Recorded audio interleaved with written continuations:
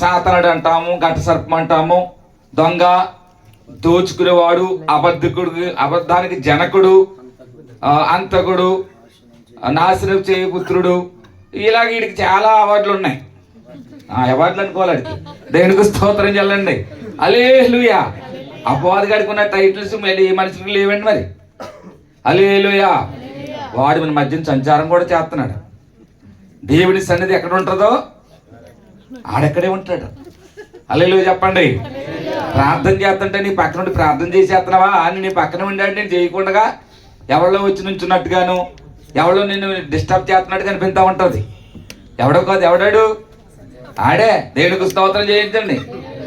మందిరానికి వెళ్దామంటే చుట్టాలు వచ్చేటి రప్పించేసి కూడా ఆడే. వెళ్ళిపోతున్న టైంకి రెడీ అయిపోతుంటే పిల్లకు ఎవరికి ఏదో సమస్య తెచ్చి కూడా ఆడే. హల్లెలూయా. ఇవన్నీ ఎవడి క్రియలు, ఎవడు చేసే పనులు? అపవాదిగాడు. అపవాది ఎప్పుడు కూడా దేవుని కార్యాలకి, దేవుని పనికి వాడు అడ్డుగా వస్తుంటాడు, పని చేస్తూ ఉంటాడు. పరిశుద్ధాత్మ దేవుడు మనకు ఎంతో సహాయం చేసి ఆయన మన ముందు నడిపిస్తూ ఉంటే ఆ దేవుని కార్యాలకి అపవాదిగాడు ఏం చేస్తాడంటే అడ్డుకట్టలేస్తూ ఉంటాడు. దేవునికి స్తోత్రం. ఆడు చేసే కార్యాలన్నిటినీ లయపరచడానికి ఆ పరమందున్న దేవుడి భూలోకానికి వచ్చాడు. అసలు వీడు ఎవడు? వీడు ఎక్కడి నుంచి వచ్చాడంటే యెషయా గ్రంథము 14వ అధ్యాయము 12వ వచనం ఒకసారి చదవండి. నేను త్వరగా వెళ్ళిపోయి పెద్దయ్య గారికి సమయం ఇచ్చేస్తాను. ఆయన కొన్ని నిమిషాలు చెప్తారు. మరి నేను 3 రోజుల నుంచి 3 విషయాలు ఒక విషయాన్ని అంశంగా చెప్పుకొస్తున్నాను. ఆయన కూడా కొన్ని నిమిషాలు చెప్తారు. 14వ అధ్యాయం యెషయా గ్రంథము 12వ వచన భాగాన్ని మనం అందరికి తెలిసిన విషయమే. మనం ఒకసారి చదువుకుందాం. తేజో నక్షత్రమా, వేగు చుక్క, నువ్వెట్లు ఆకాశం నుండి పడితివి, జనములను పడగొట్టిన నీవు నేల మట్టం వరకు ఎట్లు నరకబడితివి. చాలా దేవునికి స్తోత్రం. చూడండి ఆ 12వ వచనం. తేజో నక్షత్రమా, వేగు చుక్క, నువ్వెట్లు ఆకాశం నుండి పడితివి, జనములు పడగొట్టి నీవు నేల మట్టం వరకు ఎట్లు నరకబడితివి. నేను ఆకాశములకు ఎక్కిపోయిదును, దేవుడి నక్షత్రములకు పైగా నా సింహాసనమును హెచ్చింతును, ఉత్తర దిక్కునున్న సభాపర్వతం మీద కూర్చుందును, మేఘమండలం మీదకి ఎక్కిదును, మహోన్నతునితో నన్ను సమానముగా చేసుకొందునని నీ మనసులో అనుకుంటివి కదా. ఇది సాతానుకు సంబంధించినటువంటి విషయం. ఇది ఇక్కడ దేవుడు ముందుగానే రాయించాడు తన ప్రవక్తల ద్వారా. హల్లెలూయా. ఈ సాతానుడు అనేటువంటి వాడు మొట్టమొదటిసారిగా లేడండి. వీడు దేవుని దూతల్లో ఒక దూతగానో, దేవుడికి ఘనపరిచేటువంటి ఆరాధన గుంపులో ఒక వ్యక్తిగా ఉన్నాడు. వీడేమనుకున్నాడంటే ఒక రోజుని ఆ దేవుడి కంటే నేను గొప్పోడైపోవాలి, ఆ దేవుడికి రావలసిన మహిమ సింహాసనాన్ని నేను అందులో కూర్చోవాలని, ఆ దేవుని కంటే ఆ ఘనత నాకే రావాలని ఆ యొక్క దేవుడికి వ్యతిరేకంగా తయారయ్యాడు. ఏంటంటే దేవునికి స్తోత్రం కలిగినగా. హల్లెలూయా. అక్కడి నుంచి దేవుడు ఏం చేశాడంటే వాడిని ఇవన్నీ ఎక్కువ వివరించడానికి టైం సరిపోదు కాబట్టి నేను త్వరగా ముగించేస్తాను. అప్పుడు దేవుడు హెచ్చరిక చేస్తే, దేవుడు గద్దిస్తే ఆ గద్దింపుకి లోపడకుండా, ఆ హెచ్చరిక విధేయత చూపించకుండా దేవుడి మీదే తిరుగుబాటు చేస్తే ఆ దేవదేవుడు వాడిని అక్కడి నుంచి కిందకి త్రోసేస్తే ఒక నక్షత్రంలాగా ఆడు కూడా పైనుంచి ఈ భూలోకానికి ఊడిపడ్డాడు. వత్త కొంతమంది లాక్కొచ్చేసాడు. దేవునికి స్తోత్రం చెప్పండి. ఇప్పుడు పార్టీ నుంచి వాడు వచ్చాడు అనుకోండి, ఆడొక్కడు వచ్చేస్తాడండి, ఆడు ఇంకో నలుగురు లాక్కొచ్చేస్తాడు, ఆ నలుగురు ఇంకో నలుగురు లాక్కొచ్చేస్తాడు. దేవుడి పార్టీ, దేవుడు ప్రజలను రక్షించాలని, దేవుడు అందరినీ కాపాడాలని ఆయన పని చేస్తుంటే అపవాదుడి పని ఏంటంటే ఎవరిని యాక్సిడెంట్ చేయించేద్దామా, ఎవడు కొంప తగలు పెట్టేద్దామా, ఎవడికి పుల్లిగా మంది ఏం చేద్దామా, ఎవడి చేత విచారం చేయించేద్దామా, ఎవరిని దేవుడి మందిరానికి వెళ్ళకుండా ఆడి పని ఆడిది. దేవుడికి స్తోత్రం చెప్పండి. ఇప్పుడు మందిరానికి రాకోకుండా మందిరానికి అడ్డులు ఆటంకాలు పెడుతున్నాడు ఎవడో, కొత్త పార్టీ అది, ఆడి అపవాది పార్టీ. దేవుడికి స్తోత్రం చెప్పండి. హల్లెలూయా. దేవుడు రక్షించాలని కోరుతా ఉంటే, దేవుడు నిన్ను దీవించాలని కోరుతా ఉంటే అపవాదిగాడు ఏం చేస్తాడంటే నిన్ను ఎలాగా నాశనం చేసేద్దామా, ఆడి పని అంతదే. మా ఇంటికాడు ఒక ఆయన ఉన్నాడు, మా ఊరు దాటి వచ్చేగాడు, గొడవలేదు. జకరియా అనే పేరు మాత్రం ఆ లోకాసు వార్తలో ఎలిజబెత్ జకరియా. అయ్యి బాబా వచ్చిందా బాబు ఏమో ఎక్కడికి వెళ్తుంది అది, ఎందుకు ఫోన్ చేసి వచ్చేస్తాడు. హల్లెలూయా చెప్పండి. మా ఊరంటే వెలసలేండి, ఊరి మార్చేసాను. దేవునికి స్తోత్రం. ఆయన అలాగే రాత్రులండే నల్లగా ఉంటాడు మనిషి. ఆ నలుపులో మళ్ళీ నల్లతమాలు కట్టుకుని నిద్రపోకుండా తిరుగుతూ ఉంటాడు. తిరుగుతూ ఉంటూ ఆ పక్కన ఉన్న వాళ్ళు సరిద్రోడుగా మార్చేస్తూ ఉంటాడు. సరిద్రోడు ఉన్నట్టు ఉండదు, పక్కకు మార్చేస్తూ ఉంటాడు. వీళ్ళు ఎన్నిసార్లు సర్వే కొలతలు వేయించినా రాడు మారిపోతుంది, చోటు మారిపోతుంది. ఎప్పుడు జరుగుతుందంటే రాత్రులు జరుగుతుంది. సాతానుగాడు కూడా ఎప్పుడు తిరుగుతాడు? దేవునికి స్తోత్రం, హల్లెలూయా. దేవుని బిడ్డలారా, సాతానుడు ఎప్పుడు కూడా మనకి శాంతి సమాధానం ఉంచకుండా వాడు మనల్ని ఎప్పుడు మింగిదామని 1 పేతురు పత్రిక 5 అధ్యాయంలో మనందరికీ తెలుసు కదా. సాతానుడు అంట ఎవరిని మింగిదామని గర్జించే సింహం వల్లే తిరుగుతాడు, కానీ మాత్రం కోరలే వాడికి. హల్లెలూయా చెప్పండి. అడవుడు తప్ప తోసపాము ఉంటుంది చూడండి, బురదపాము ఉంటుంది చూడండి. తోసపాము కంటే కొడవాడు చేత, కానీ 4 దెబ్బలే చచ్చిపోద్ది. అది గమ్మున దొరికేస్తుంది. అది కథలతో మెదలు కప్పని మింగేద్దు కదా. దేవునికి స్తోత్రం చెప్పండి. దేవుని బిడ్డలారా, ఈ సాతానుడు కూడా అంత అడావిడ ఎక్కువ, పబ్లిసిటీ ఎక్కువ, ఓట్లు తక్కువ. మా ఇంటికి ఒక ఆయన ఉన్నాడు, ఆ కుర్రోడు అంటాడు, ఏమంటే ఎక్కడ చూసినా ఆయన అంటే లేదు తిరిగి వచ్చేస్తాడు. ఏమొచ్చే 11 వచ్చే. దేవుడికి స్తోత్రం కలిగి. పబ్లిసిటీ చూస్తే మామూలుగా ఇసుకైతే రాళ్ళని జనం వచ్చేసారు. చూస్తే ఇక్కడ ఎన్ని వచ్చాయంటే కొంచెంలో 4 ఒడ్లు గింజలు అయినట్టుగా ఎన్ని వచ్చాయి? 11 వచ్చాయి. పబ్లిసిటీకి అయిపోయింది పడుకోవచ్చు. అలాగా అడవుడు ఎక్కువ, చిందులు ఎక్కువ, ఇక్కడ చూస్తే ఏముండదు, ఆ చేతలు తక్కువ. దేవునికి స్తోత్రం కలిగిన గాక. చూడండి, ఆడు చేసే పనులన్నీ బైబిల్ గ్రంథంలో లోకాసువార్త 13 అధ్యాయంలో చూస్తేట 18 సంవత్సరాల నుంచి ఒక స్త్రీకి ఏం చేయడంటే నడుము వంగగొట్టేయడంట. ఎంత చూపు కిందకి చూపే గాని పై చూపు లేదు ఆవిడకి. అయినా సరే ఆ తల్లిగారు మందిరానికంట విడవకుండా వెళ్తుంది. అలాంటి వారి కొరకే దేవుడు ఒక రోజుని ఆ మందిరానికి, ఆ సమాధి మందిరానికి వస్తే ఆ మందిరంలో ఉందంట ఆ తల్లిగారు. ఆవిడ బంధకాలు చిక్కుకుంది. ఏ బంధకాలు అంటే అపవాదిగాడు ఆవిడని పట్టుకుని బంధించేసి ఆ బంధకాల చేత 18 సంవత్సరాల నుంచి నడువు లేకోకుండా ఆమెను ఎంతగానో బంధించేసింది. ఆమె కట్ల నుండి, ఆమె యొక్క బంధకాల నుండి యేసయ్య మందిరంలో ప్రార్థన చేసి ఆమె నడిపించి ఈమె కూడా అబ్రహాము కుమార్తె అన్నాడు. దేవునికి స్తోత్రం చెప్పండి. అందుకే అపవాది క్రియలను అయిపరచడానికి, అపవాది కార్యాలన్నిటినీ కూడా విడిపించడానికి యేసు ప్రభు వారి లోకానికి వచ్చాడండి. 1:1 యోబు గ్రంథంలో మనం చదివితే యోబు గురించి, యోబు అంట భక్తిపరుడు, యెహోవాయందు భయభక్తులు కలిగిన వాడు, యథార్థవంతుడు, సత్యవంతుడు, దేవుడందు భయభక్తులు కలిగిన వాడు, చక్కగా చెడుతనాన్ని విసర్జించి భయభక్తులు బిడ్డలను కూడా పెంచుకుంటూ కుటుంబంతో దేవుళ్ళు ఎదుగుతుంటే చక్కగా ఉన్నటువంటి ఆయన చూసి వారవలేని తరమతో ఆ యోబు గారు ఆ యొక్క జీవితాన్ని చూసినటువంటి ఆ సాతాను గనక స్వార్థం కలిగేసి ఆయన మీద అసూయ కలిగేసి ఒక రోజున దేవుడు, తండ్రి అయిన దేవుడు తన దూతల సమూహంతో ఒక సమావేశం జరుగుతుంటే శుభం కార్డు పెళ్లి కార్డు ఇవ్వకుండా వెళ్ళిపోయాడు. మనోడు కదాడు. అసలు చెప్పండి, ఎవడో అపవాది వెళ్ళిపోయి అంటున్నాడు. చూడండి, కొంతమంది కార్డు ఇవ్వకుండా వచ్చేస్తారు. కార్డు ఇచ్చినోడు రాడు, ఎన్నో కిలోమీటర్లు కార్డు ఇచ్చి వెళ్తాడు, రాడు. కార్డు ఇవ్వకుండా 50 మంది వచ్చేస్తారు. మాకు నల్లంతుని దగ్గర అమలాపురాన్ని ఒక కమ్యూనిటీ హాల్ ఉందండి. 200 మందికి పోవాలంటే 400 మందికి ఉండాలి. 200 వాళ్ళకని 200 మన వాళ్ళకి. మన పిలిచిన వాళ్ళు 200, పిల్లనంటే వాళ్ళు అసలు ఒరిజినల్గా అన్నమాట దగ్గర. అల్లు చెప్పండి, ఒరిజినల్ కార్డు ఉన్న వాడికి ఒరిజినల్ చుట్టవాడికి ఉండదు. ఎక్కడ వచ్చేస్తారో కార్డు ఉన్నవాడు కూడా ఉండదు. కార్డు అనేవి సమృద్ధిగా అన్ని తేలిపోతాయి. వీడికి సాంబార్ మెతులు కూడా ఉండవు అవసరం అయితే. అల్లు చెప్తాం. దేవుడికి స్తోత్రం. అలాంటి ఎవడో అపవాదిగాడు. ఆ యోబు సంగతి ఒకసారి ఆలోచించు. ఆ యోబుకి నువ్వు అన్ని ఇచ్చావు, చూసావా? ఎందుకు ఇచ్చావు? ఆయన దీవించావు, ఆయన ఆశ్రయించి అందుకే భక్తి చేస్తున్నాడు. ఆ భక్తిని నువ్వు ఇచ్చిన అన్నాటిని బట్టి చేస్తున్నాడు. భక్తిని బట్టి అవన్నీ నువ్వు ఇచ్చావు, ఆ భక్తిలోనే ఆయన ఉంటున్నాడు. అవి తీసేసి చూడు, యెహోవా ఎవడు అంటాడు, యెహోవా దూషిస్తాడేమో చూడు అన్నట్టుగా దేవుడిని రెచ్చగొట్టి కంప్లైంట్ చేసింది ఇది. దేవునికి స్తోత్రం చెప్పండి. నువ్వు బాగుంటే పక్కోళ్ళు కూడా వరసరండి. అల్లులో చెప్పండి. మనం శుభ్రమైన బట్ట కట్టుకున్న బాధే, అసలు వస్త్రాలు సరిగ్గా పాత వేసుకున్న బాధే, ఏమంటే మంచి కూర వండుకున్న బాధే, ఏమంటే అసలు చారెట్టుకున్న బాధే. రోజు మాసమే, రోజు చేపలే అంటారు పక్కోళ్ళు. నువ్వేం చేయాలంటే గెజ్జి మీద తినాలి.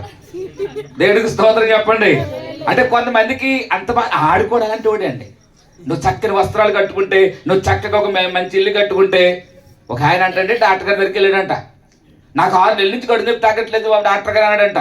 కాస్ట్లీ మెడిసిన్ రాస్తున్నాను, నువ్వు ఎన్ని మందులు ఆడవు ఇక్కడ వరకు ఇంతవరకు, ఇక్కడ ఈరోజు మంచి మందు రాస్తున్నాను నీకు తగ్గిపోద్దని చెప్పాడంట. ఆయన రాసిన మందులు కూడా వేసుకుంటే తగ్గలేదంట. ఇన్ని మందులు తగ్గపోవడం ఏంటి, నువ్వు వేసుకున్న మందులు తగ్గపోవడం, నా మందులు తగ్గపోవడం ఎప్పుడు నుంచి వస్తుందంటే నాకు 6 నెలల నుంచి వస్తుంది అన్నాడంట. 6 నెలల నుంచి రావడం ఏంటి, అంత ముందు లేదంటే ఆ పక్కోడు ఇల్లు కట్టుకున్నాడని 3 స్టేర్లు లేపేయడండి. ఆ 3 స్టేర్లు లేపేయని కానీ నాకు ఇది తగ్గట్లేదని అన్నాడు. అల్లెలు చెప్పండి, ఎన్ని స్టేర్లు? ఇది కడుపు నొప్పి బిళ్ళల వల్ల తగ్గుతుంది ఏంటిది అది. అల్లెలు చెప్పండి, ఆ బిల్డింగ్ కూల్ చేయాలి, కూర గుడిసెలో పోవాలి, అప్పులో పోయి ఇల్లు అమ్మేయాలి. కొంతమందికి అలా ఆడు అపోతే ఎలా ఆడుడండి, నువ్వు బాగుంటే వారసులేడంటే. దేవుడికి స్తోత్రం. తల్లిలో ఉన్నారు, మంచి చీరలు కొనుక్కుంటారు, ఆ పక్కన ఎవడో వచ్చిన చీర కొనుక్కుంటారు మామూలు రేటుది. ఈ చీరను చూసి అన్ని చీరలు దానికే, అన్నావిడికే అని వీళ్ళు 7 చేత పోలు మంది దగ్గర ఎలాగొచ్చి పడిపోతున్నాయో చీరలు. 2 ఏళ్ళు 3 ఏళ్ళు 4 ఏళ్ళు 10 ఏళ్ళు చీర కట్టేస్తుంది అని వివిధ రకాలుగా వెళ్ళి ఇంకేళ్ళకి తిండి తిప్పలు మానేస్తారండి. ఈ పని మీదే ఉంటారు. దేవునికి స్తోత్రం కలిగిన కాక. వీళ్ళందరూ ఏ సంతానం? అపవాది సంతానం. దేవాలకి మంచి చీర ఇచ్చు, నాకు కూడా నాకు నా భర్తను దీవించు, లేకపోతే నా భర్తను కాపాడు, భర్త బాగా పని చేసుకుని నాకు కూడా కొనేవాళ్ళు, నా బిడ్డలకు కొనేవాళ్ళు అనుకుంటే దేవుడు ఇస్తాడు. దేవునికి స్తోత్రం చెప్పండి. అలాగని వాళ్ళు లేరండి. అందుకే అపవాదిగాడు ఎప్పుడు కూడా మనల్ని చూసి ఆడు ఈర్ష్య పడతా ఉంటాడు. అలాంటి వాడి క్రియలన్నీ లయపరచడానికే ఆ పరలోకుండి భూలోకానికి వచ్చాడు. నువ్వు అపవాది కిందకి పోకూడదు. దేవునికి స్తోత్రం. హల్లెలూయా. అందుకంటాడు 10వ అధ్యాయం 10వ వచనం యోహాను సువార్తలో, ఆడు దొంగ దోచుకునేవాడు అంటండి. ఆడిప్పుడు కూడా మనల్ని, అందుకే ఎరుకో పట్టణంలో ఆయన చూడండి, లోకాసు వార్త తీయొద్దు, ఎన్ని టైం అయిపోతుంది, దగ్గర టైం ఉండదు. మళ్ళీ 10:31 లోకాసు వార్తలతో ఎరుకో పట్టణం నుంచి అది ఆయన యెరూషలేము నుండి ఎరుకోకి వచ్చేస్తున్నాడు ఒక ఆయన. ఆడు ఎవరి చేతిలో చిక్కబడ్డాడు? దొంగల చేతిలో చిక్కబడ్డాడు. ఆ దొంగలు ఏం చేశారు? ఆయన వస్త్రాలన్నీ లాగేసుకున్నారు, బంగారు ఆభరణాలు లాగేసుకున్నారు, కొట్టేసి గాయాల పాలు చేసి రోడ్డు పక్కన పడేసిపోయారు రవిడీలాగా, రవిడీగాడిలాగా. ఎవడీడు? అపవాది. దేవుడికి స్తోత్రం కలిగిన గాక. అలాంటి పనులన్నీ చేసి ఎవడంటే అపవాది గాడు. కాబట్టి ఆడి చేతులు పడకూడదు. అందుకే అంటాడు దేవుడు. దేవునికి స్తోత్రం. ఆ యాకోబు పత్రిక 4వ అధ్యాయంలో దేవుడి వద్దకు రండి, అప్పుడు ఆయన మీ వద్దకు వస్తాడు. ఆ 5వ వచనంలో అంటాడు, అపవాదుని ఎదిరించండి, వాడు అప్పుడు మీ వద్ద నుండి పారిపోతాడు. దేవునికి స్తోత్రం. నేను చాలాసార్లు స్తోత్రాలు వందనాలు చెప్పమని ఎందుకంటామంటే, చైతన్య గారు మన మీదకి, మన కుటుంబాల మీద, మన బిడ్డల మీదకి ఏ ఇంట్లో స్థుతి ఉంటుందో ఆ ఇంట్లో దేవుని అభిషేకం, దేవుని యొక్క సన్నిధి ఉంటుందండి. మా ఓడిని అంటాడు, చందగాడు కుర్రోడిని ఎవరు ప్రార్థన చేసుకుని పడుకోవాలరా, ప్రార్థనలో ఉండాలంటే ఆ ప్రార్థనలోనే ఉండాలంటాడు. అప్పుడప్పుడు మా ఇంటికి దెయ్యాలు పెట్టుకుని వాళ్ళు వస్తుంటారు. ఆ దెయ్యాలు వెళ్ళిపోయి అక్కడక్కడ తిరుగుతుంటే మా ఓడి మీద పడిపోతారు. అయ్యో అమ్మోయ్ ఓయ్ అంటా ఉంటాడు. నైట్ నిద్ర వస్తున్నప్పుడు ఒరే అంటాను నేను. అప్పుడు వచ్చానండి, నన్ను ఏం చేశానంటే హల్లెలూయా చెప్పండి. మా మోసే గారు కూడా మన నైట్ ఇది కేకలేసేస్తున్నాడు. హల్లెలూయా. అయ్యగారు ఏంటి మోసే, అమ్మగారు మోసే అంటుంది, ఏంటి కేకలు మోసే అంటుంది. అయ్యి ఎక్కడెక్కడో తిరిగి వచ్చి మా మీద ఏం చేస్తుంటాయంటే దాడి చేస్తా ఉంటాయి. దేవుడికి స్తోత్రం. రే ఎందుకురా అంటే నేనేమన్నాను అంటాడు. ఏమి లేదు, సొంతకాడ వాళ్ళు దేవట్టుకు అతనికి నా దగ్గరికి మన ఆరోగ్య డాక్టర్ గారు ఉన్నారు, వారికి వందనాలు. ఆరోగ్య డాక్టర్ వైద్యుల దగ్గరికి ఎలాగైతే కంప్లైంట్ ఉన్న వాళ్ళు వస్తారో, దెయ్యాలు వచ్చిన వాళ్ళంతా మా దగ్గరికి వస్తూ ఉంటారు. అప్పుడప్పుడు దెయ్యాల కేసులు ఎక్కువ అన్ని చోట్లని. చూడండి కేసు అన్ని ఎమర్జెన్సీ కేసులు అన్ని వేళ చూడబడిందని బోర్డు ఉంటుంది కొన్ని హాస్పిటల్ కాడ. అన్ని సంఘాల వాళ్ళు మా దగ్గరికి వస్తూ ఉంటారు. నేను గొప్పడని చెప్పట్లేదు. దేవుడు నాకు ఇచ్చిన వరంలో వరం ఏంటంటే దెయ్యాలు వెళ్ళగొట్టే వరం. హల్లెలూయా. ఫస్ట్ గుంటగా నేను దెయ్యం చేతులు పడ్డాను, అది పడతాం మంచిదైంది. అయ్యగారు పైన వదలు ఎక్కువండి అనుకోక.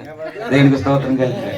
సేవ స్టార్టింగ్లో 2000 సంవత్సరంలో సేవను స్టార్టింగ్ చేసే టైంలో ఒక హైదరాబాద్ పిల్ల మా ఊరు వచ్చేసింది, విలస వచ్చేసిందండి. అమ్మాయి పేరు కుమారి.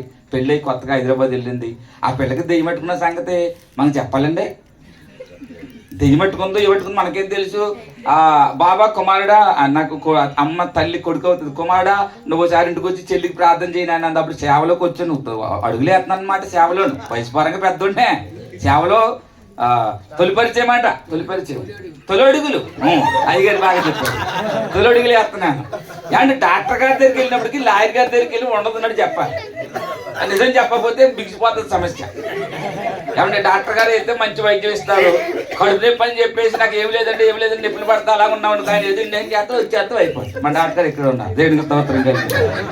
ఏమండి అక్కడ వాళ్ళు నాకు మ్యాటర్ చెప్పలేదు, వెళ్ళిపోయి మామూలుగా ప్రార్థన చేస్తుంటే అప్పుడు కొంచెం లేత కుర్రలా ఉంటానులేండి, ఇంత ఒళ్ళి గట్రా ఏముండదు, బాగా 18-20 సంవత్సరాలు ఉంటాను. దేవునికి స్తోత్రం. ఈ కారట్టుకుని రే నన్ను వెళ్ళమంటావంటరా అని అట్టుకుని అపోస్తుల కార్యంలో 19వ అధ్యాయంలో వాళ్ళని ఎలాగైతే బట్టలు చెప్పలేదు కానీ మామూలుగా ఇలా లేక తీసేసి చిన్న పొట్టు పిల్ల లేక తీసింది అంటే బలం ఎక్కడ వచ్చేసింది నాకు అర్థమవుతుంది. ఏమంటే దేవునికి స్తోత్రం కలిగి కాక అలా లేక తీసేసింది, నాకు అర్థమైపోయింది ఏమెట్టుకుంది పిల్ల. నాకు ఏమి తగ్గలేదు, నాకు ఆందోళన వచ్చింది, ఏం చేయలేదు, వేసి రక్తం చెప్తున్నా స్తోత్రం చెప్తున్నా ఏం పని అవ్వట్లేదు. అయ్యో బాబా, ఈ అమ్మాయి ఏంటంటే బాబా చెల్లిని హైదరాబాద్లోను సాయిబు గారు చచ్చిపోయిన గదిలో అద్దుకున్నారంట, ఆడెట్టిస్తాడు అక్కడ వాళ్ళు అక్కడ తగ్గట్లేదంటే తీసుకొచ్చాడంట. తర్వాత దొరకదయ్యం వాళ్ళిద్దరు లవర్స్ అంటే వాళ్ళిద్దరు గొడవలు వచ్చి అది గురించి చచ్చిపోయాడు ప్యాన్కి, ఆ ఇంట్లో అద్దెకెళ్ళారు బాబా అక్కడ అప్పటి నుంచి పిల్లలు తగ్గ మరి మ్యాటర్ చెప్పొచ్చు కదమ్మా ముందన్నాను. హల్లెలూయా. నాకు ఏమర్థమైందంటే బైబిల్ ట్రైనింగ్లోను దయ్యాలను నిలగొట్టాలంటే భూతాలను నిలగొట్టాలంటే మామూలుగా వెళ్ళదు. మనకు మార్క్స్ వార్తలు 19వ అధ్యాయం 27 అక్కడ ఇది ఉపవాస ప్రార్థన ద్వారానే తప్ప మరి దేని వలన వాళ్ళ దగ్గరికి అలాగే నా చోరీ వాళ్ళకి యేసుప్రభు శిష్యులు జరిగింది. ఆడ తరచు నీళ్ళలోను అగ్నిలోనూ పడిపోన్నాడంట, ఆడికి దయ్యమట్టుకుంది. శిష్యుల దగ్గరికి వెళ్తే వాళ్ళ పని ఆగలాగా అయిపోయింది. ఎంతవరకు మురికిరాల మిమ్మల్ని నేను సహించానన్నాడు ఆయన కూడా. నేను పెద్ద గొప్ప వాళ్ళకంటూ గొప్ప ఏంటి, ప్రభు దగ్గర ఉన్న వాళ్ళకే తిక్కాన లేదు, నాకు ఎక్కడ వస్తుంది. హల్లెలూయా. అప్పుడు అర్థమైపోయింది, ఆ మాటలన్నీ గుర్తొచ్చేసాయి. 3 రోజులు కట్టుకు ఉపవాసం ఉండి ఏం తినకుండానే వాళ్ళ కొరకు నేను ఉపవాసం, అయ్యగారు కూడా మీ అందరి కోసం ఉపవాసం ఉంటాడు, మీరేం మమ్మల్ని పట్టించుకోరు. దేవునికి స్తోత్రం. 3 రోజులు కట్టుకు ఉపవాసం ఉండి ఏమీ తినకుండా తాగకుండా కట్టుకు ఉపవాసం ఉండి ఆ దెయ్యాన్ని వెళ్ళగొట్టాలి అలాగే టార్గెట్ పెట్టుకుని ప్రార్థనా పూర్వకంగా వెళ్ళానండి. దేవునికి స్తోత్రం. తొంగసాపు ఏం చేశాను, తొంగసాపు కింద ఏం చేసి నూనె ఆయన్ని పెట్టుకుని మోకాళ్ళ మీద ఉండి చాలా సేపు ప్రార్థన చేసి అన్ని భాషలు మాట్లాడి అగ్ని జ్వాలలతో నింపబడినట్టుగా ప్రార్థన చేస్తే ఆ అమ్మాయిలో ఉన్నటువంటి దెయ్యము ఇదిగో వెళ్ళిపోతున్నాను, హైదరాబాద్ నుంచి వచ్చాను, నన్ను ఏం చేయకు, నన్ను ఏమో ముట్టకో, నేను వెళ్ళిపోతున్నానని కింద పడిపోయింది. అప్పుడు అన్నాడు ఏంటి ప్రజలు ఉంది అల్లెలు చెప్పండి. దేవునికి స్తోత్రం కలిగిన కాక ఆనాడు మొదలుకొని ఈనాడు వరకు దెయ్యాలు వెళ్ళటమా ఇంకెళ్ళిపోవటమే. ఆవిడ గోయింగే కానీ ఇన్కమింగ్ లేదు మన దగ్గరికి. దేవునికి స్తోత్రం. మా తమ్ముడిని ఒక జారి పట్టేసిందండి. మా తమ్ముడు గారు మా ఇంటికి వచ్చేయమంటాను, హాస్పిటల్లో జాయిన్ చేసినట్టుగా 2 రోజులు ఉంచానంటాను.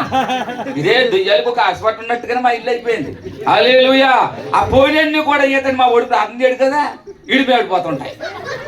వీడేమో స్కూల్కి కాలేజీకి వెళ్ళి వస్తుంటాడు, చెల్ల ఎడతాడు అని నిద్రవుతాడు. ప్రార్థన చేసుకోకపోతే ఏమవుతాయి, అందరూ ప్రార్థన చేసుకోవాలి. దేవునికి స్తోత్రం. మా ఊడికి లైన్ చెప్పిన పరువంతా తీసేస్తున్నాడు ఉరిసేలు అనుకుంటాడు. హల్లెలూయా.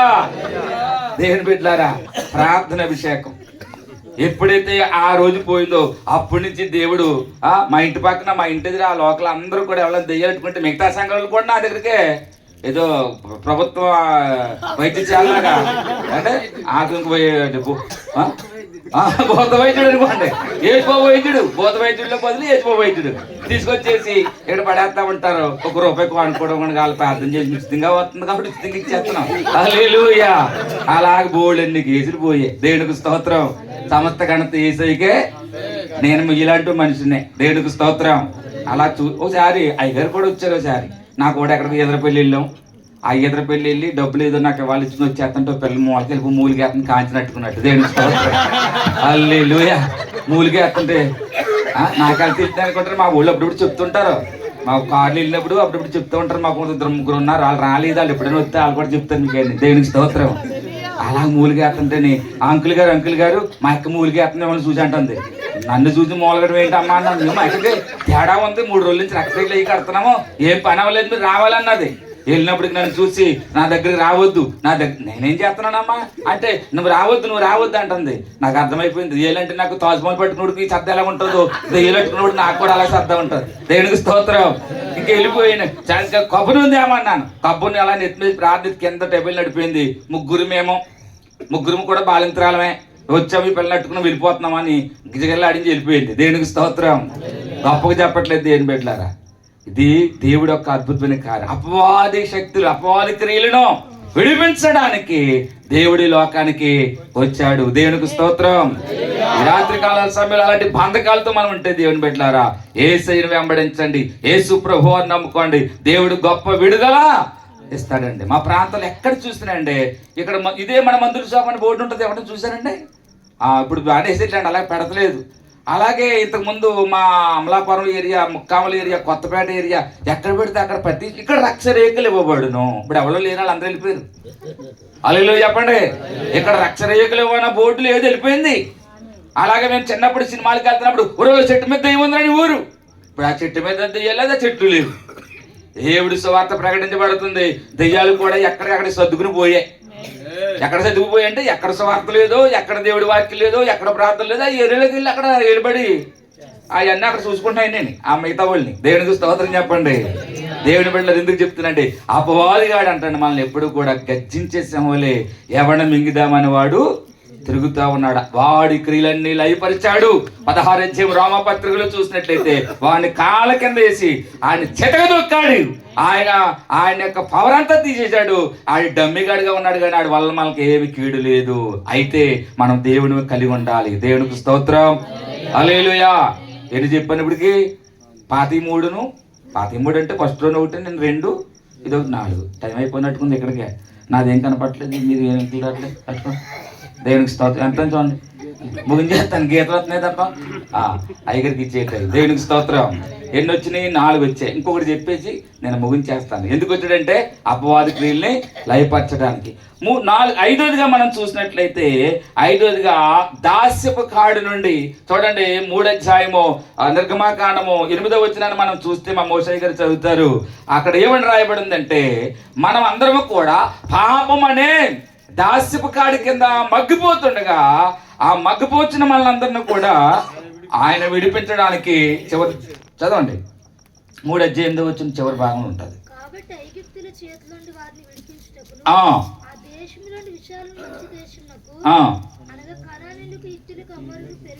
3వ అధ్యాయం వచ్చిన చూసుకున్నా నిర్గమాకాండం చదవమ్మా.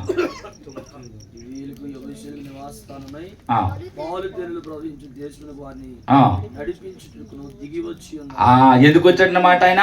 పాలు తేనెలు ప్రవహించే దేశానికి నేను నడిపించడానికి ఎందుకు వచ్చాడంటే, నిన్ను దాస్యపు కాడినాడు. శ్రమల్లో ఉన్నావా, పాపం అనే దాస్యంలో ఉన్నావా, నువ్వు దేంట్లో అయితే ఉన్నావో దాంట్లో నుండి విడిపించడానికి ఆయన ఎబ్రీ పత్రిక 2వ అధ్యాయము 15వ వచనం ప్రకారంగా మనం చదివితే, కాబట్టి ఆ పిల్లలు రక్తమాంసం గలవారైందిన ఆ ప్రకారమే మరణము యొక్క బలము గలవాణిని అనగా అపవాదిని మరణము ద్వారా నశింపజేయుటకు జీవితకాలమంతయు మరణ భయం అనే దాస్యము చేత దాస్యములకు లోబడిన వారిని విడిపించుటకు ఆయన కూడా రక్తమాంసములో పాలువాడాయను. దేవునికి స్తోత్రం.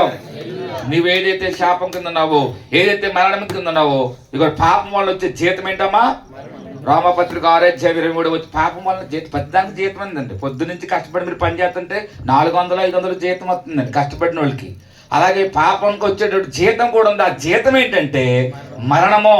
అయితే అదే ప్రభువైన యేసుక్రీస్తు కృప ద్వారా అంట నిత్య జీవం. ఆ నిత్య జీవంలోనికి నిన్ను విడిపించడానికి, రక్షించడానికి ఆయన ఆ పరలోకం నుండి భూలోకానికి ఆయన కూడా మనవలే రక్త మాంసం గలవాడుగా, మనుష్య కుమారుడుగా, నరమాతుడుగా వచ్చి మనందరిని విడిపించడానికి ఆయన ఈ లోకానికి వచ్చి ఉన్నాడు. దేవునికి స్తోత్రం.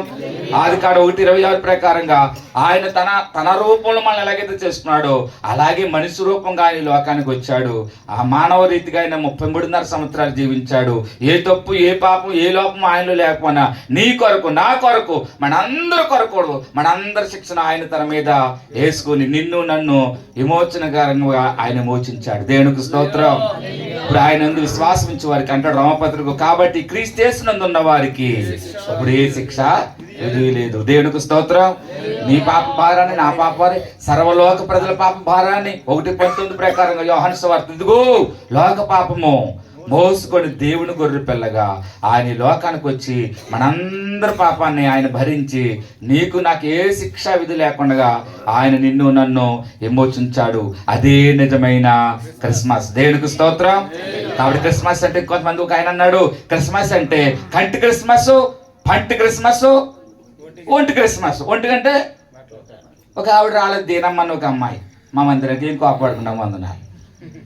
దీన రాలేదే అమ్మ అన్నాడు. అమ్మనే కొత్త బట్టలు ఏమైనా అయ్యగారు మానేసింది అన్నది. అసలు కొత్త బట్టలకి క్రిస్మస్కి ఏమైనా సంబంధం ఉందండి?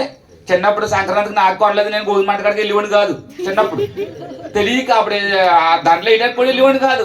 అప్పుడేమో పురసన ఎక్కరనే అంత ఇప్పుడు మన పిల్లలకి ఏకంగా బళ్ళు స్కూల్లో వేయడానికి 1000 రూపాయలు 500 పెడుతున్నారు, ఖర్చు పెడుతున్నారు బుల్లి కుర్రోడికి. మేము 10-12 సంవత్సరాలు వచ్చినా సరే చిన్న నిక్కర ఆపు నిక్కరనే చొక్క మొక్క లేక ఆ దండట్టుకెళ్ళి దాంట్లో ఇటుకి వెళ్ళివ్వండి కాదు నేను. అలాగే ఇలా కూడా ధైర్యం అనుకున్నాను నేను. దేవునికి స్తోత్రం చెప్పండి. హల్లెలూయా. ఏమ కనపడట్లేదు, పాత పాటలేదు అంటే కొత్త బట్టలు కొనలేదని రాలేదు. కొత్త బట్టలకి దీనికి సంబంధం లేదండి. దేవునికి స్తోత్రం. కొంతమందికి ఏమో ఒంటి క్రిస్మస్ అంటే బట్టలు, పంటి క్రిస్మస్ అంటే ఏంటంటే ఇంక బిర్యానీ, ఇంకేమేం వండుకుంటారో ఆ కేకులు, ఇవన్నీ ఇంక మిఠాయి కొమ్ములు. హల్లెలూయా. ఇవన్నీ దేవునికి స్తోత్రం. ఇంకోటి ఏంటి ఒంటి క్రిస్మస్, కంటికి జిగి జిగేలి లైట్లు, ఎడావిడి స్టార్లు, ఇవన్నీ.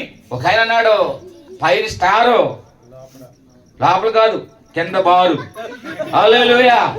కొంతమందికి పైనేమో స్టారు, కొంతమంది అలా అనుకుంటున్నారు. అలాంటివి ఏం కాదు. దేవునికి స్తోత్రం. దేవుని హృదయమారా మనసారా ఆయన్ని ఆరాధించడమే క్రిస్మస్. దేవుని బిడ్డలారా, ఈ మధ్య కాలంలో క్రిస్మస్ ను కూడా అన్ని జల్లు కార్యక్రమాలు చేసేస్తున్నారు. దాన్ని బట్టి మేము చాలా బాధపడుతున్నాము. దేవునికి స్తోత్రం. నేను సేవ ప్రారంభించి 27 సంవత్సరాలు అవుతుంది. ఇప్పుడు కొన్ని ఈ కార్యక్రమాలు, లోక సంబంధమైన కార్యక్రమాలు చేయను, చప్పుడు చేయను. మా పిల్లలు అలా చేస్తారంటే మీరు చేయదు రక్తలేస్తారంటున్నాను. దేవునికి స్తోత్రం కలిగింది. అవన్నీ ఒప్పుకోనండి నేను. ఎందుకంటే లోక సంబంధంగా అల్లరితో కూడిన పాటలు దేవునికి అంటండి అయిష్టం. చిన్నపిల్లలు ఏదో ఇప్పుడు ఇంతకు బుల్లిపిల్ల ఉంటుంది, ఇక్కడ ముసుకేసి ఉంటుంది, ఏదో పిల్ల తప్పులు కొట్టేసింది. ఆ పిల్లలు తీసుకోవాలనుకుంటున్నానండి బాబు. ఏమనుకోకండి, వాళ్ళ అమ్మ ఎక్కడ ఉందో. నాకు చాలా ముద్దు వచ్చేసింది అచ్చా. ఆ చెల్లి ఫేస్బుక్ లో కూడా పెట్టాను నేను. చక్కగా చక్కగా వేసుకునే అలాగా నిద్ర ఉందా. హల్లెలూయా. చక్కగా బుచ్చికిలాగా బుజ్జి తల్లి. హల్లెలూయా. చక్కగా నాకు ఎంత నవ్వు వచ్చేస్తుందో. ఇందాక అయ్యగారు అక్కడ ఏంటంటే చప్పట్లు బైబిల్ పెట్టుకుని అలాగే కొట్టేస్తుంది చప్పట్లు. ఏమంటే అలాంటి వాళ్ళు చేత ఏదో బులిబులి అయితే పర్వాలేదు. వయసు వచ్చేసి పెద్ద తాడి చెట్లకి ఎదిగిపోయిన వాళ్ళు కూడా చేస్తున్నారు డ్యాన్సులు. ఆ కుర్రోళ్ళు ఏమో అయ్యో ప్యాంట్లు వేసేసుకుని పీకేసిన ప్యాంట్లు కుక్కలు అవన్నీ పీకేసిన ప్యాంట్లు ఉంటాయి కదండి, అది చేసేసుకుని ఓ చెప్పలేసేస్తున్నారు. బాబు ఇవన్నీ ఏమి నేర్పుతున్నారా బాబు? మీకు వందనాలు నాయన, ఎవరిని అనుకోకండి. దేవుడికి స్తోత్రం. లైవ్ వెళ్తుందేమో క్షమించండి ప్రభా. దేవుడికి వెళ్ళారా? ఇలాంటివన్నీ దేవుడికి ఇష్టం కాదు. ఇలాగ దేవుడిని బాధ పెట్టే పనులు చేయకండి. దేవుడు సంతోషం, నిన్ను బట్టి సంతోషం, నిన్ను బట్టి ఆయన అవమానపడుతున్నాడు. ఈ క్రిస్మస్ని బట్టి ఆయన సంతోషించి తెలవకుండా నువ్వు మళ్ళీ సిలువేస్తున్నావు ఆయన్ని. ఆలేయటం కాదు, మనం మళ్ళీ చేసేస్తున్నాం ఆయన. కాబట్టి మనం సరి చేసుకుందాం, మన బ్రతుకుల్ని చక్కబెట్టుకుందాం. దేవుడి మాటలకు దీవించిన గాక. మరి రేపు మా ప్రయాణం అందరి కొరకు ప్రార్థన చేయండి. ప్రభు ఆగ్రహాలస్యమైతే నేను బతుకుంటే వేసి రక్తం. ఇప్పుడు ఏమవుతుంది మనకు తెలియదు కదా. దేవుడికి స్తోత్రం. మళ్ళీ మీ మధ్యకి వస్తాను. అయ్యగారు ఇచ్చిన అవకాశం బట్టి వందనాలు. టైం ఎక్కువైతే మన్నించాలి. దేవునికి మహిమ కలుగును గాక. దేవుడు తన యొక్క జీవితంలో ఎలాగైతే దేవుని యొక్క సేవలో వారు అనుభవిస్తున్న అనేకమైన విషయాలు మీరు నవ్వుతారని కాదు, తన యొక్క గుండెల్లో దేవుడు ఏదైతే ఇచ్చాడో ఆ మాటలో చెప్పడానికి దేవుడు కృప చూపించాడు. ఇక సమయంలో దేవుని యొక్క మాటలో మనం విందాం. దేవుని యొక్క దాసులు, అభిషక్తులు అన్నయ్య గారు వచ్చి కొన్ని మాటలు దేవుని యొక్క మాటలు అందిస్తారు. దేవుని దాసుని బలపరచును గాక. ఆమేన్. దేవునికి మహిమ కలుగును గాక. హల్లెలూయా. రెండు చేతులు పైకెత్తి యేసుకి స్తోత్రం చేద్దాం. హల్లెలూయా, హల్లెలూయా, హల్లెలూయా. మంచిది దేవుని బిడ్డలారా, చాలా శ్రేష్టమైనటువంటి విషయాలు తెలియజేశారు. ఆయనకేమి దాచుకోడు, మనసులో ఏముంటుంది మాట్లాడేస్తారు.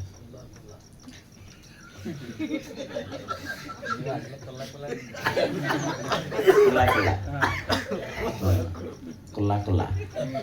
ఓకే, ఈ కూడికని ఏర్పాటు చేసుకున్న సోదరులు దావీదు గారికి, వారి కుటుంబానికి స్థానిక దేవుని యొక్క దాసుడు సురేష్ గారికి, దేవుని యొక్క దాసురాలకి, నా ముందు దేవుని యొక్క వాక్యాన్ని పంచుకున్న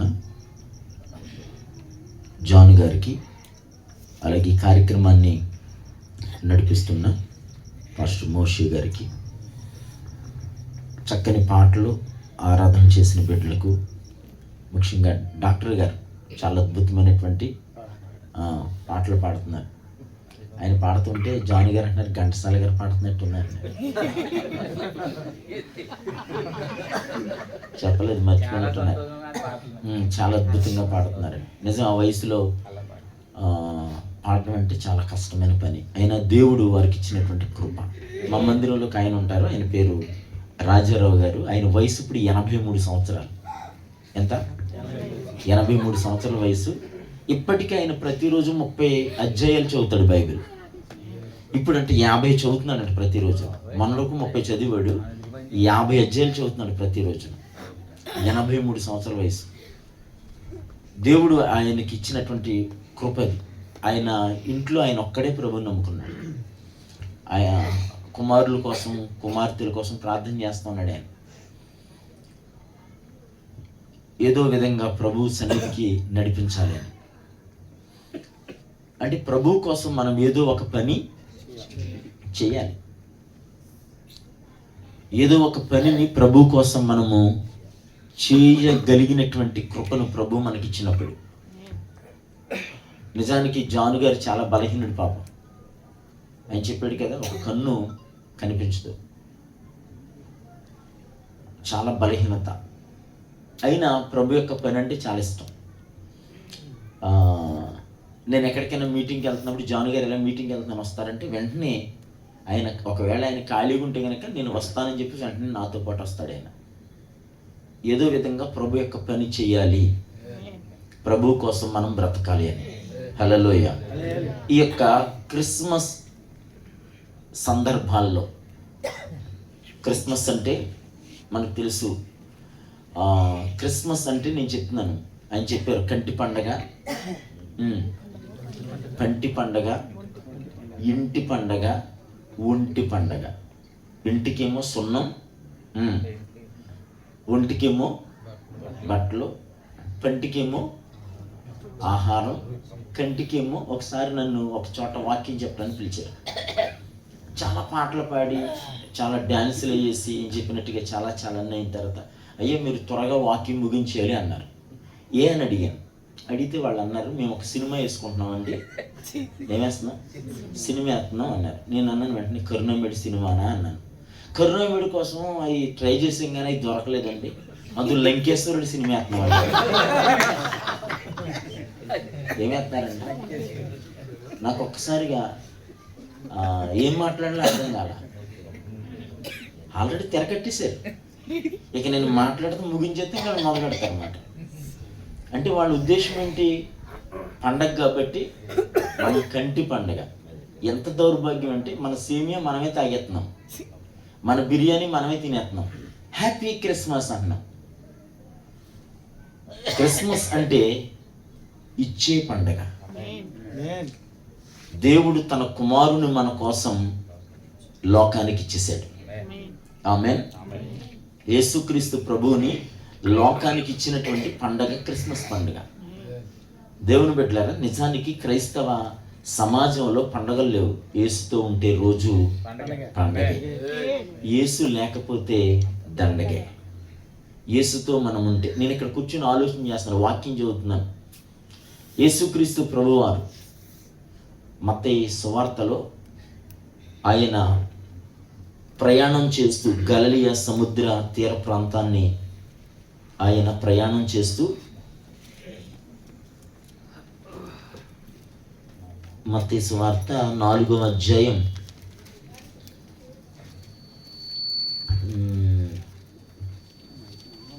10 12 నుండి చదవండి. యోహాను చెరపట్టబడిందని యేసు విని గలిలయకు తిరిగి వెళ్ళి నజరేతును విడిచి జబులోను నప్తాలి అను దేశపు ప్రాంతాలలో సముద్రమందలి కపెర్నహూమునకు వచ్చి కాపురముండెను. జబులూను దేశమును నప్తాలి దేశమును యొర్దాను కావలున్న సముద్ర తీరమున అన్య జనులు నివసించు గలిలయ చీకటిలో కూర్చుని ఉన్న ప్రజలు గొప్ప వెలుగును చూచిరి. మరణ ప్రదేశములో మరణ ఛాయలో కూర్చుని ఉన్న వారికి వెలుగు ఉదయించెను. ఆమేన్. మన పూర్వీకులు ప్రార్థన చేశారు, అసతోమా సద్గమయ తమసోమా జ్యోతిర్గమయ మూర్ఛోర్మా అమృతంగమయ ఓం శాంతి శాంతి శాంతి అని. ప్రతిరోజు సంధ్యావందనం చేస్తూ పాపోహం పాపకర్మ పాపాత్మ పాప సంభవ త్రాహిమాం కృపయే దేవ శరణాగత వచ్చల అన్యదా శరణము నాస్తి అంటున్నాను. అంటే నేను పాపంలో పుట్టాను. మానవుడు ఎక్కడ పుట్టాడంటే పాపం మానవుడి మీద ఏలుబడి చేస్తుంది. పాపము ద్వారా వచ్చే జీతం మరణం. ఎలా మానవుడు పాప అయ్యాడు అంటే ఆది తల్లిదండ్రులైనటువంటి ఆదాము అవ్వలని దేవుడు నేలమంటుతో చేసి వారిలో తన జీవాత్మ నుంచి, మనలో ఉన్నటువంటి జీవం ఎవరిది చెప్పాలి మనలో ఉన్న జీవం ఎవరిదండి? దేవునిది. దేవుడు మనలను తన యొక్క జీవింపజేసి ఆత్మగా చేశాడు. ఆయన నేలమట్టి తీసి నరుని చేసి నాసికారంధ్రములో జీవవాయువును ఊదాడు. మా ప్రాంతంలో ఒక సామెత చెప్తారు, పండక్కట తెపాల ఎరువు నూనెమో అరువు. విన్నారా మీరు ఎప్పుడైనా? విన్నారా లేదా? ఏంటి పండగ అండి. పండగకి ఏం చేయాలి? ఇప్పుడు పప్పలు వండుకోవాలంటే ఏం చేస్తారంట? తెపాలంటే ఏంటి? కళాయి. తెపాల ఎరువు అంటే ఎరువు తెచ్చారు వేరే చోట నుంచి. నూనెమో అరువు. అర్థమైందా మీకు? ఇప్పుడు ఈ శరీరాన్ని మన తల్లిదండ్రుల ద్వారా దేవుడు మనకిచ్చాడు. ఈ లోపల ఉన్నటువంటి జీవం దేవుడు మనకిచ్చాడు. ఆమేన్ చెప్పండి. మీరు ఎప్పుడైనా ఎల్ఐసి ఆఫీస్ దగ్గర చూస్తే ఒక బోర్డు ఉంటుంది, ఏమని? బీమా చేయండి, ధీమాగా ఉండండి అని. మా ఇంటి ప్రక్కనే ఉంటుంది ఎల్ఐసి ఆఫీస్. నేను చిన్నప్పటి నుంచి చూస్తున్నాను. కట్టినోడే కానీ తెచ్చుకున్నాడు ఎవరిని చూడలేదు. ఏంట్రా బాబా నేను అడిగితే వాళ్ళు అంటున్నారు, అబ్బాయి కట్టినోడికి కాదండి, ఆడి ఇడిచిపెట్టి వెళ్ళిపోయినోడికి అంటున్నాడు. ఇంక ఇడికి ఎందుకండి కట్టడం, అనవసరం కాకపోతే. నాకు నవ్వు వచ్చింది. మీరు ఎలా నవ్వుతున్నారు? నేను అలాగే నవ్వాను. ఈడికి కాదంట, ఎవరికంట? ఈ వెళ్ళిపోయినోళ్ళకి. తర్వాత వాళ్ళు పంచుకుని కొట్టుకుని. ఎంత భయంకరం చూడండి. నేను అంటున్నాను ఎల్ఐసి పాలసీ చేయడం తప్ప నేను అంటలా, దేవుని బిడ్డలే గమనించాను. బీమా చేస్తే ధీమాగా ఉండడం మాట ఎంత వాస్తవమో నాకు తెలియదు, కానీ యేసు దగ్గరకు వస్తే మాత్రం మనము ధీమాగా బ్రతకచ్చు. హల్లెలూయ. ఎందుకని? పాప బంధకాల నుండి ఆయన మనలను విడిపిస్తాడు. యేసుక్రీస్తు ప్రభు ఎందుకు వచ్చాడు ఈ లోకానికి? కొన్ని విషయాలు చెప్పారు. ఆయన మానవులమైనటువంటి మనలను దేవునితో పోగొట్టుకున్న సమాధానాన్ని తిరిగి ఇవ్వడానికి వచ్చాడు. రోమిలకు రాసిన పత్రిక 5వ అధ్యాయం 10వ వచనాన్ని మనం చదివితే, రోమిలకు రాసిన పత్రిక 5వ అధ్యాయం 10వ వచనం.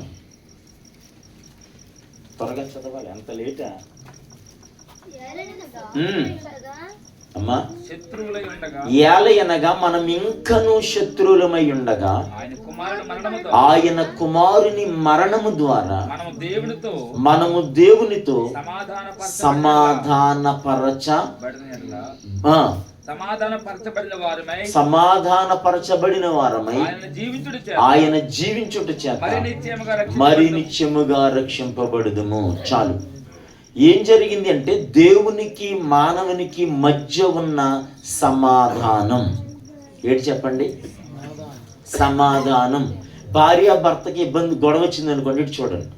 భార్యకి భర్తకి అసలు ఇంతవరకు నేను పెళ్లి చేసుకున్నప్పటి నుంచి ఇంతవరకు నాకు నా భార్యకి చిన్న గొడవ కూడా రాలేదన్నటువంటి వాళ్ళు ఎవరిని ఉంటే చేయొద్దండి. ఇంతవరకు నాకు నా భార్య కానీ నాకు నా భర్త కానీ చిన్న గొడవ కూడా జరగలేదు అన్నటువంటి వాళ్ళు ఎవరైనా చెయ్యెత్తి చూపిస్తే, నా దగ్గర పెద్ద సాల్వే తెచ్చాను కాశ్మీర్ వెళ్ళినప్పుడు, జమ్మూ కాశ్మీర్లో పెద్ద సాల్వే తెచ్చాను, ఆ సాల్వే సన్మానం చేద్దామని. ఇంతవరకు ఎవరు ఎత్తట్లే చెయ్యి, ఆ సాల్వే నా దగ్గర ఉండిపోతుంది. స్తోత్రం చెప్పండి. హల్లెలూయా. ఉంటారా ఎవరైనా?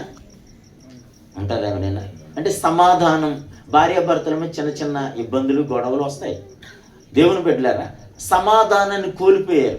ఇప్పుడు భార్యాభర్త గొడవ వచ్చి సమాధానాన్ని ఇద్దరు మాట్లాడుకోవట్లేదు ఇంకా మధ్యలో ఎవరు నలిగిపోతారు? మాట్లాడట్లేదు. పిల్లలు నలిగిపోతారు పాపం. సెటిల్ బ్యాట్లాగా అటు ఇటు కాకులాగా కొడతా ఉంటాడు. అటు దగ్గరకు వచ్చి అంటాడు, ఏమంటాడు? నాన్న నీళ్ళంట తోడిమంటావా స్నానానికి అంటే తోడమను. అప్పుడు మళ్ళీ అక్కడికి వాళ్ళ అమ్మ దగ్గరికి వచ్చి అంటాడు, అమ్మ నీళ్ళు తోడిమన్నాడమ్మ నాన్న. మళ్ళీ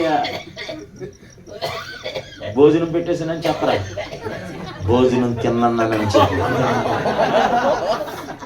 ఏమవుతాడు? ఇప్పుడు ఎవరు నలిగిపోతారు? ఓ భార్యకి భర్తకి గొడవ వచ్చిందంట. ఇప్పుడు భర్త ఉదయాన్నే ఊరు వెళ్ళాలి.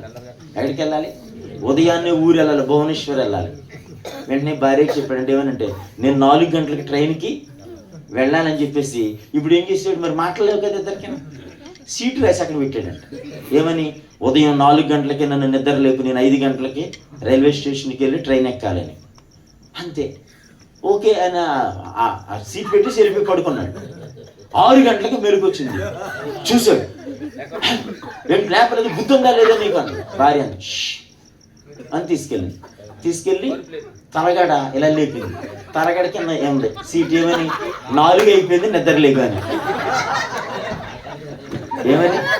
మరి వాళ్ళిద్దరికి మాట్లాడలేదు కదా, 4 అయిపోయింది, నిద్ర లేదని. దేవునికి స్తోత్రం చెప్పండి. సమాధానం లేకపోతే అటువంటి నష్టాలు వస్తాయి.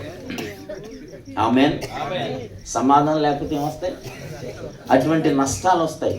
ఇప్పుడు మనుషులకి సమాధానం లేకపోతేనే చూడండి, కొన్ని డిపార్ట్మెంట్లు ఆ డిపార్ట్మెంట్ ఈ డిపార్ట్మెంట్కి సంబంధమే లేదనుకోండి, అక్కడ ప్రజలు నలిగిపోతారు, వాళ్ళు నలిగిపోతారు, ఆ డిపార్ట్మెంట్ వాళ్ళు. దేవుని బిడ్డలారా, ఇప్పుడు సమాధానం మనుషుల మధ్యలో లేకపోతేనే అంత నష్టం ఉంటే, మరి దేవునికి మనకు మధ్యలో సమాధానం లేకపోతే? అందుకే మనిషి ఎక్కడ ఉన్నాడంటే చీకట్లో ఉండిపోయాడు. సమాధానాన్ని పోగొట్టుకోవడం వల్ల మనిషి ఎక్కడ ఉన్నాడండి? చీకట్లో ఉన్నాడు. ఒకప్పుడు మనం కూడా చీకట్లో ఉన్నవాళ్ళమే, చీకటి కార్యాలు చేసినటువంటి వాళ్ళమే. చూడండి, సినిమా చూసే ఒక వ్యక్తి ఇలా లైట్లు ఉంటే చూస్తాడా? ఎక్కడ చూస్తాడు? లైట్లు ఆపి. మేము కూడా సినిమాకి వెళ్ళినప్పుడు లైట్ గాని ఆపకుండా బొమ్మ వేసాడు అనుకో, కేకలేసాడు. అప్పుడు అది ఎలా చూస్తాడు? ప్రొజెక్టర్ ఉన్న చూసి, ఓహో నేను లైట్లు ఆపలేదని లైట్లు ఆపుతాడు. లేకపోతే సీట్లు చింపేసేవాళ్ళు మరే, లేకపోతే కేకలో, లేకపోతే దేవుని బిడ్డలారా, చీకట్లో వేసే సింధులు, చీకటి పనులు. చీకట్లో ఉన్న జనులు గొప్ప వెలుగును చూస్తారు. చీకటి అంటే ఏంటండి? చీకటి అంటే పాపం, చీకటి అంటే వ్యసనం, చీకటి అంటే మరణం. దేవుని బిడ్డలారా, చీకట్లో ఉండిపోయారు మానవులు. చీకట్లో ఉన్నటువంటి వారికి నిత్య జీవపు వెలుగివ్వడానికి. హల్లెలూయా. అపొస్తలుడైనటువంటి యోహాను తన రాసినటువంటి మొదటి పత్రిక 1వ అధ్యాయం 1వ వచనంలో, యోహాను రాసిన మొదటి పత్రిక 1వ అధ్యాయం 1వ వచనం, జీవవాక్యమును గూర్చినది ఆది నుండి ఏది ఉండెనో, మేమేది వింటిమో, ఏది కనులారా చూచితిమో, ఏది నిదానించి కనుగొంటిమో, మా చేతులు దేనిని తాకి చూచెనో దానిని మీకు తెలియజేయుచున్నాం. ఆ జీవము ప్రత్యక్షమాయను, తండ్రి యొద్ద నుండి మాకు ప్రత్యక్షమైన ఆ నిత్య జీవమును గూర్చి చూచి, ఆ జీవమును గూర్చి సాక్ష్యమిచ్చుచూ ఉన్నాము. అది మీకు తెలియజేస్తూ ఉన్నాము. మాతో కూడా మీకు సహవాసము కలుగునట్లు మేము చూచిన దాన్ని, వినిన దానిని మీకు తెలియజేస్తూ ఉన్నాం. మన సహవాసం అయితే తండ్రితో కూడాను ఆయన కుమారుడైనటువంటి యేసుక్రీస్తు ప్రభువుతోనూ ఉన్నది. తర్వాత వచ్చిన చదవండి. సంతోషం పరిపూర్ణమగునట్లు ఈ సంగతులు మీకు రాయిచున్నాము, దేవుడు వెలుగై ఉన్నాడు. కొట్టండి చెప్పట్లేదు. హల్లెలూయా. ఏమై ఉన్నాడండి?